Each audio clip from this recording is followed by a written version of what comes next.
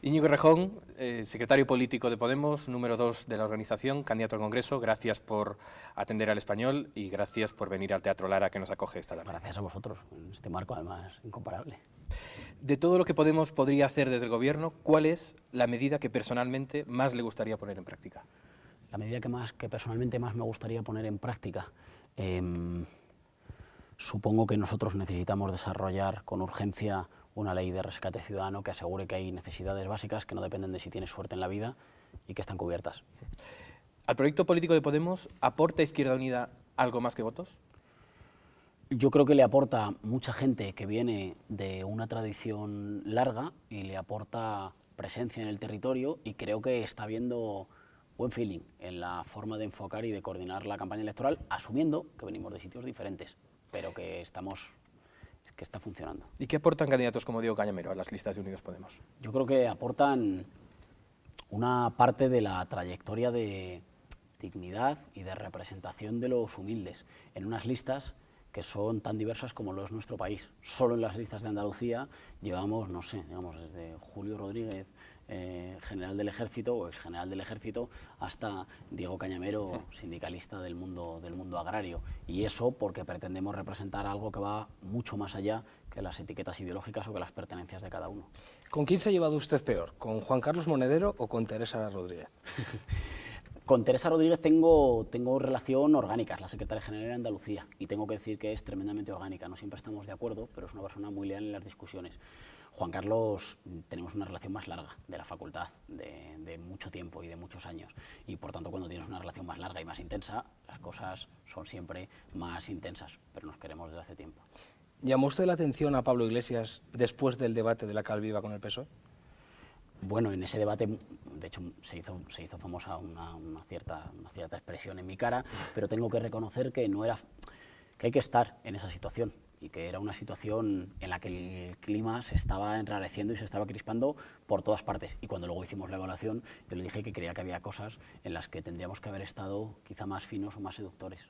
¿Cree usted, como Pablo Iglesias, que Albert Rivera es un gran aprendiz de Maquiavelo y que podría haber sido líder de escuadra en la posguerra española? No creo que Albert Rivera haya leído a Maquiavelo, pero sí que creo que Albert Rivera tiene ese olfato para ponerse del lado de los que mandan en general, y que confunde sentido común con repetir las verdades oficiales, y son dos cosas diferentes. Vistas las críticas, ¿cree que fue un error vestir un proyecto político como un catálogo de muebles? No, hemos conseguido que se hable más de un programa electoral de lo que nunca se ha hablado, y ha sido, creo, otro ejemplo de que nosotros llevamos el liderazgo cultural e intelectual de la campaña. El grueso de nuestros adversarios gastan por lo menos la mitad de su tiempo en discutir de lo que proponemos, de lo que hacemos, de cómo lo hacemos y de cómo lo decimos. Eso significa que ya conducimos culturalmente y que estamos en trance de convertirnos en una mayoría nueva. ¿Por qué no enseñó su casa en el catálogo? Porque yo falté, bueno, tengo que decir que hay muchos que no enseñan su casa y que salen en casas ajenas o casas de amigos. Yo falté al día de la sesión de fotos porque tenía un acto en Alcalá de Henares y tuvieron que hacérmela al día siguiente ya en mi despacho, pero fue fallo mío porque se me juntaron las cosas y tenía un acto. Pedro Sánchez ha dicho que no se siente cómodo viendo a De Gea en la selección. ¿Debería dejarla?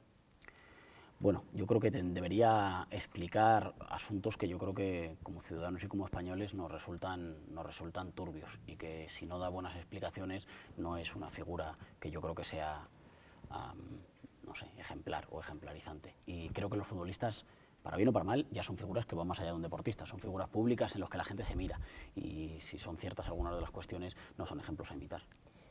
¿Cuándo es la última vez que fue al teatro y si recuerda la última obra que vio? Hace muchísimo. Yo al teatro voy muy poco. Tengo una madre que se desespera por intentarme hacer ir al teatro y voy poco, voy mucho menos de lo que debería. Fui a los teatros del Canal a ver una obra en la que salía, era una obra de una compañía argentina, que no consigo recordar el título, que eran discusiones de la vida en pareja, pero a través de la vida en pareja era como, digamos, ir viendo el futuro, cómo se desarrolla a través de la relación entre dos personas, de Héctor Alterio, y era maravilloso. Aparte de reducir el IVA cultural, ¿cuál es la medida estrella de Podemos o de Unidos Podemos en cultura? La primera es la que dices del IVA cultural, y la segunda es un modelo cultural que no supedite o que sea mucho más cuidadoso con la diferenciación entre público y gubernamental, y que asegure criterios por los cuales podemos apoyar nuestra cultura, nuestro sector cultural y artístico, sin supeditarlo a convertirse en máquina de propaganda del partido que en ese caso digamos, que está gobernando, ¿no? Y por tanto ser capaz de establecer un modelo cultural. Todo el mundo sabe que hay un modelo cultural francés o que hay un paradigma cultural alemán, y en España, pese a tener mucho empaque el sector y los creadores, no tenemos un modelo cultural que esté definido para varias décadas, que no esté definido como un conjunto, digamos, de repartos de subvenciones o últimamente, mejor dicho, de repartos de recortes.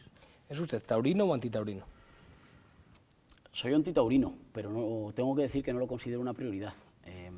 Creo que progresivamente las nuevas generaciones de españoles cada vez lo ven con sienten menos suyo ese festejo y tienen más sensibilidad con respecto a los derechos de los animales.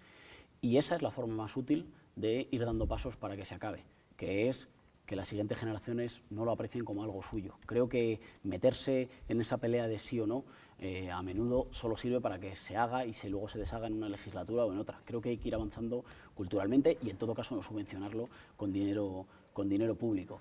Pero tengo que reconocer que en un país en la situación de saqueo de las instituciones, de crisis democrática o de emergencia social como la que estamos, tengo otras prioridades por delante. ¿Con quién se iría antes a cenar? ¿Con Susana Díaz o con Felipe González?